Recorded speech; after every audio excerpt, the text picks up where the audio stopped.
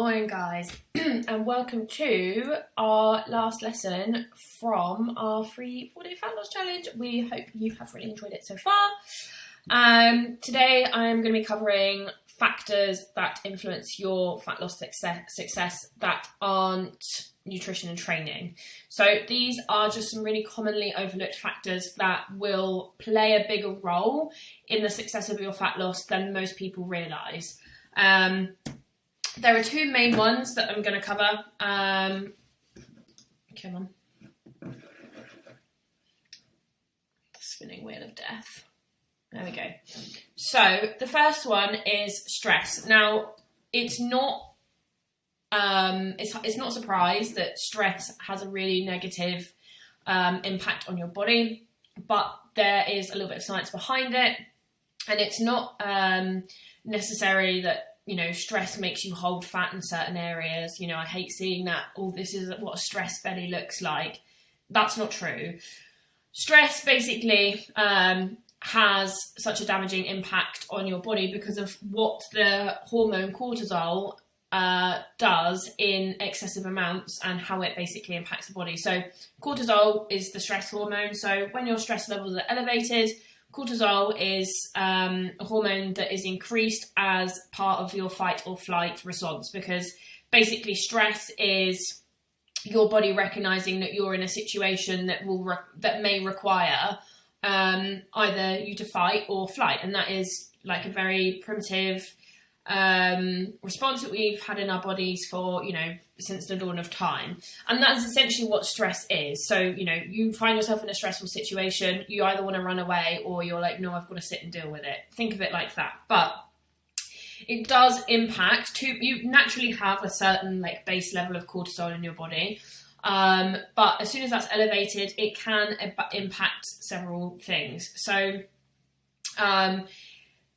the first thing is that it will really impact your emotional stability. So it will obviously increase your anxiety levels. Obviously, that will elevate your heart rate, which can also link to sleep disorders.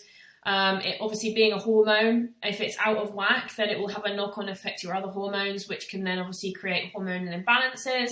It can cause fertility problems, and it can cause weight gain. The issue with stress causing weight gain is it doesn't directly, it has an influence in directly causing weight gain, but it's more about people's response to stress, which is what helps, what basically causes it to cause weight gain. For instance, emotional eating is a big thing. That's usually a big response to stressful situations. Drinking is another one. If you had a stressful day, you come home and you have a glass of wine. That's a big influence on, you're still consuming more calories. Obviously, if it impacts your sleep, when you're tired, which we'll touch on in a minute, you're more likely to reach for food, as a way of giving you energy. So it has a knock-on effect on how we actually operate as people, and our response to stress is generally what is the root cause of stress and weight gain being linked. However, it does also have an impact on your metabolism. It can slow your metabolism down. It can, as we'll see when I touch on sleep, it can also impact how sensitive our insulin sensitivity, which is basically how the body processes carbs.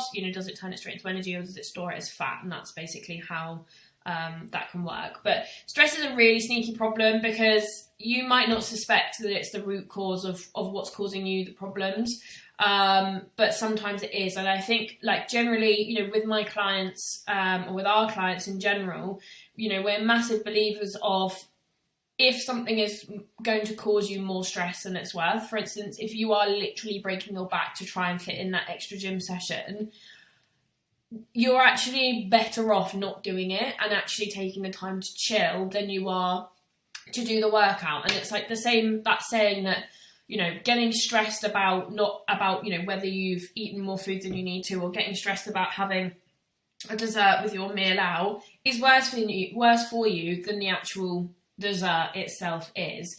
So stress is a really big one, and this is why we say things like, if you can't physically train, if you have a really busy job, you're commuting 2 hours every day, and you work really long hours, do not try and train 5 times a week, because your schedule just won't allow it. It's going to add to your stress, and that is just going to make the whole process a lot harder.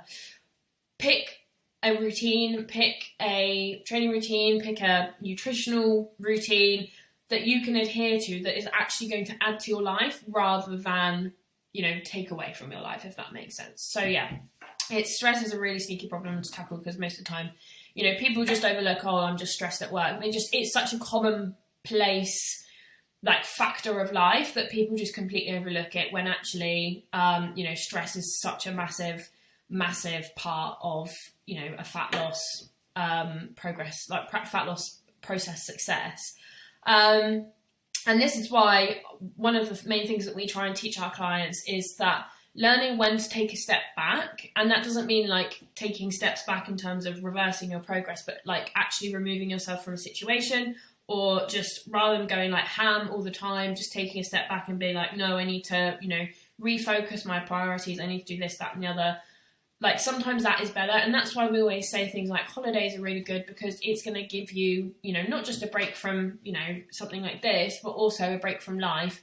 And more often than not, we see people come back from holidays, they do their first check-in, and their body looks less stressed, their body is retaining less water, they look less, watery and bloated, because they've just removed all of that stress from their life, and their body's just had a chance to go, ah. So yeah, stress is a massive one.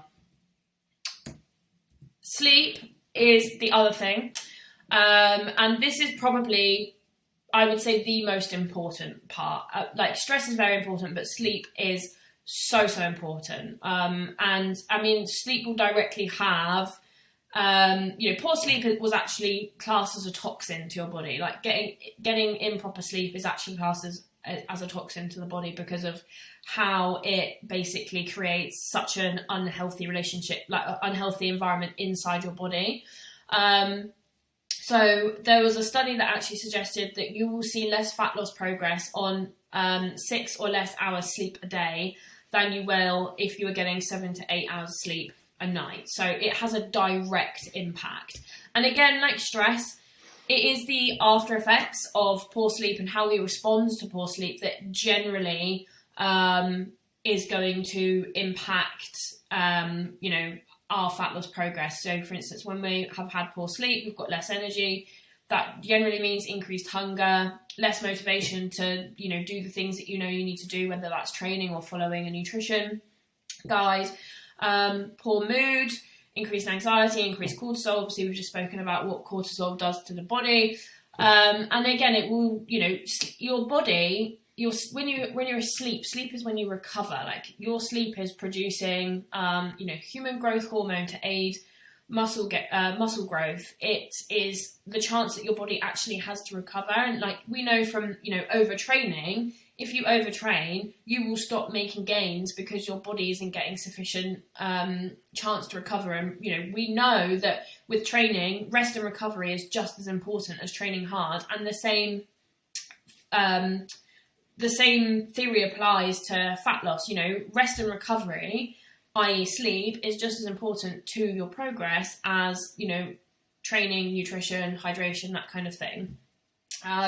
So yeah, sleep is a massive thing. So we basically say, as a minimum, you should be getting 7 hours sleep a night. Going to sleep at midnight. It's just ridiculous. Set boundaries with yourself. Sleep is really the one thing that you should be prioritizing, but set boundaries with yourself. Sleep needs to be a non-negotiable, and getting sufficient amount of sleep needs to be a non-negotiable, not just for a fat loss phase, but just for living a healthy life in general. So sleep is a massive one that you should be focusing on. Other factors that influence progress. So obviously hydration is a massive one. We know that if we're dehydrated, we're generally more likely to feel hungrier. Again, we might find that our mental clarity slips, which means that, we are more likely to want to reach for sugary and sweet foods. The body itself is like 60% water, so if you want to actually have decent gym sessions, if you ever had that session where you just can't, like you're doing the exercise and you just can't get a good connection with the muscles, more often than not, it's to do with hydration and salt. Sometimes not enough salt, sometimes too much salt, and then, just not enough hydration in general. So hydration is a massive thing. And as I said, like if you are generally someone that will eat breakfast and is hungry by like 11 o'clock, first of all, have a look at what breakfast you're having. But at the same time, you probably need to drink more hydration. Now, hydration is a funny one because you can't count caffeinated drinks towards your hydration levels because caffeine actually dehydrates you further. So tea, coffee, Coke, that kind of thing, you can't contribute towards your general hydration levels. If it hasn't got caffeine in, then of course you can. Sprite, Fanta, they don't have caffeine in, so of course you can count that towards it actually hydrating you. But hydration-wise, we say 2 litres should be the absolute bare minimum that you're drinking. And if you train, it should be 3 to 4 litres. Now, there's a whole big debate around, and people are always really shocked when we just say drink squash. And I think people generally think because it's sweet that it's really high in sugar. The calories from squash are so negligible, especially if you get, no added sugar squash, it's even better. Juice, on the other hand, like fruit juice, obviously that is, higher in fructose and therefore higher in calories. It's not that it's bad for you, but if we're looking at fat loss, at the end of the day, calories are what matters the most. So, drinking juice is not going to be the most sensible idea. Squash is absolutely fine. I mean, I only drink squash. I do not drink water. I hate the taste of water. I can only hydrate myself through drinking squash, right? So if you don't like water, drink squash. It's as simple as that, but there should be no reason why you're not getting at least 2 litres of water or squash in every day. And yeah, obviously, if you are someone that drinks a lot of caffeine, then you need to obviously account for that and make sure you're drinking more. General movement, which Ryan kind of touched on in his training lesson. So your non-exercise activity thermogenesis, which is basically any sort of movement that's not training. So steps is a massive one. Just getting up and walking around, cleaning, doing the washing, making the bed, all of those kind of things. If you can elevate your general movement, steps is obviously the main thing that you can elevate it with, but it would be, things like, it's as simple as taking the stairs instead of the lift, that old chestnut, or parking slightly further away, or going and doing your food shop in an actual supermarket rather than online. If you can increase your general movement, you're just going to be burning more calories. At the end of the day, if we're looking at fat loss and, creating that calorie deficit, the more calories you burn, the bigger your calorie deficit is going to be. That's not to say it should be the sole focus, but just increasing your general movement, mostly through steps, is going to be the biggest way of, enhancing your progress. And people always ask us, what's the sort of best exercise for fat loss, or what's the best sort of movement for fat loss? And we will say there is no such thing, but actually steps is the best exercise for fat loss because you can do it for a prolonged period of time. Usually has different inclines. If you go on a dog walk, it's not often going to be flat. You will have hills, you will have slight inclines and stuff like that. So obviously walking uphill is harder than walking on a flat surface. But steps is by far and large the best exercise you can do for fat loss because you can do it for a long time and it has so many other health benefits, like mental well-being, all of those things that feed into having a successful fat loss phase. On the subject of emotional well-being, this is obviously another massive thing. So, I did a post recently that was about, are you actually ready to start a fat loss phase? And that is definitely something that I would consider asking myself because, yes, okay, you may desperately want to lose fat, but if you're not in a position, say you've got a lot of life shit going on, you're going through a big bit of trauma, you have your mental capacity is taken up with other more important things than following an online coaching program or following a fat loss program. then don't start. And that's not like waiting for the right time. You know, if you've got loads of social events, that's not really your emotional well-being. Like, you can start an online coaching program when you have loads of social events on. In fact, actually, we would argue it's the best time to start an online coaching program. Oh my god, flip my water bottle. Because that will teach you how to manage your social events with your fat loss goals. So there's no better way of learning to do that by practicing it on a weekly basis. But if you have got a lot of life stuff going on, you know, you're moving house, you know, someone in your family's just died, or your dog's just died, or, you know, you're a new parent and, you know, you have minimal time, and all you, like, you know, genuinely all you can focus on is actually taking each day as it comes, and your brain has not got space to comprehend, you know, ticking boxes, checking in with myself, following a nutrition guide, tracking your food, doing training, doing steps, like, you know, having all these things to tick off. If your brain hasn't got the capacity to do that, then don't start it.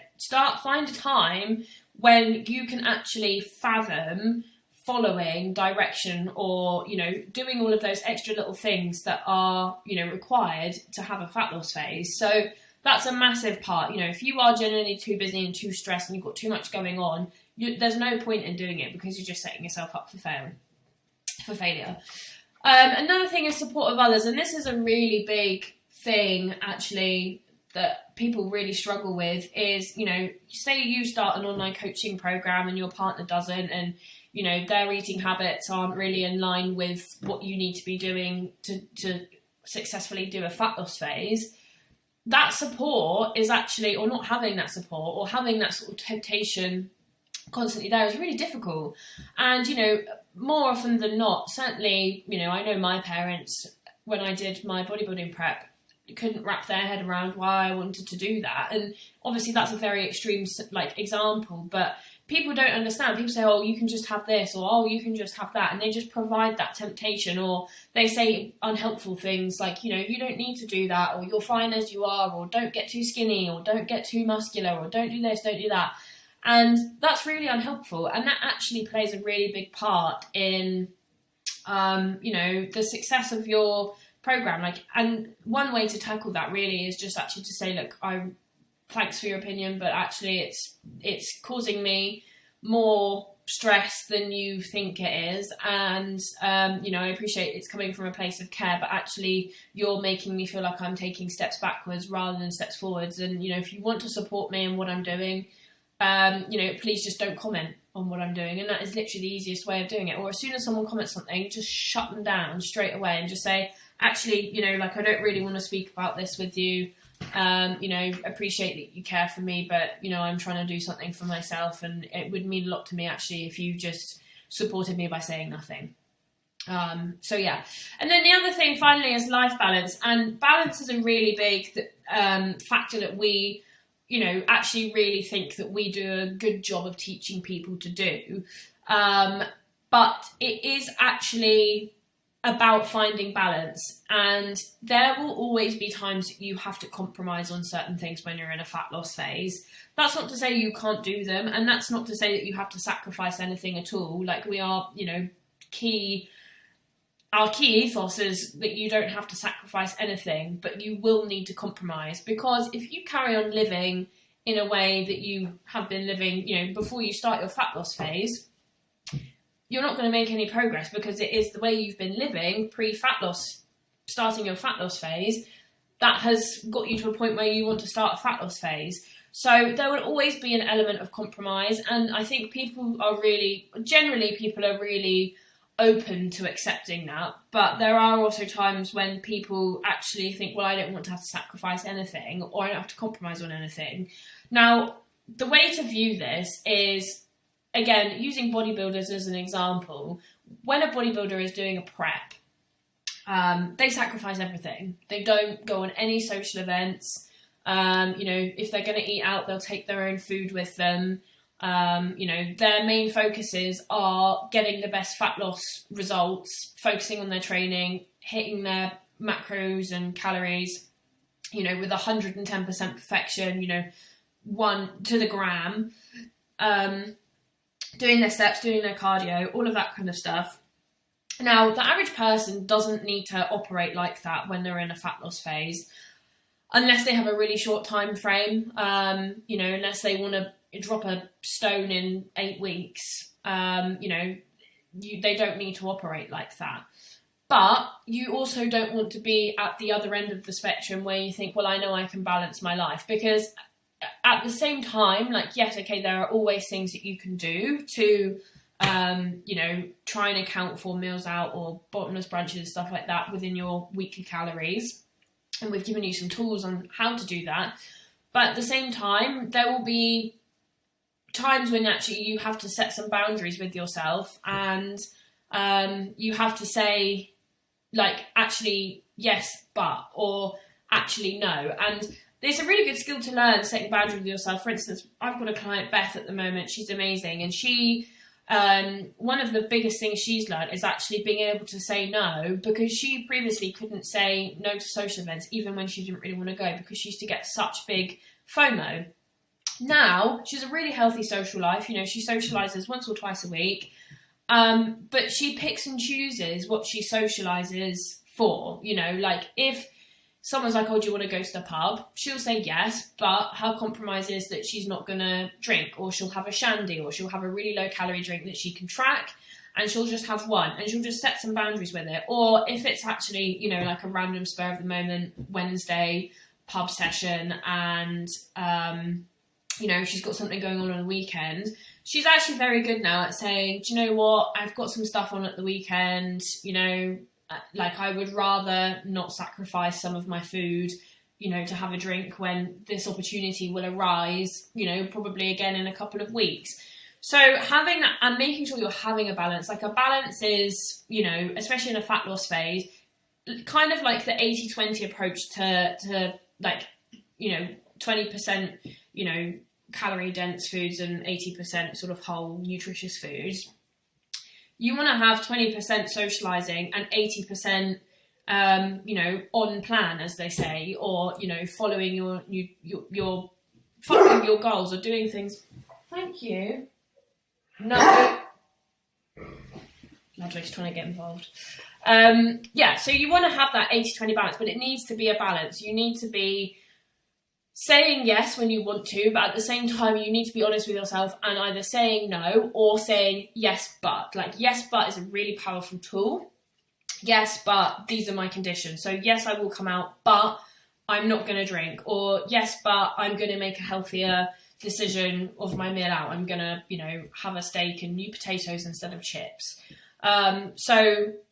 Yeah, that's how I would say it. Yes, but is probably my favourite thing to remember when you're trying to understand a balance. There'll always be occasions when you just say 100% yes, like a wedding or a big social event, or, the slightly smaller ones, which are the yes buts. And then sometimes just saying no as well. And again, it's not like you're sacrificing your life, but if you have got goals, you need to be making decisions that are in line with your goals. And I think one of the biggest skills to learn when it comes to balance is striking that balance between YOLO and I'm never leaving the house because I have a fat loss goals. It's finding that middle balance, and there will always be YOLO times. And sometimes there'll be times when I'm like, no, I'm not doing it because I'm in a fat loss phase. But having that balance is, super important.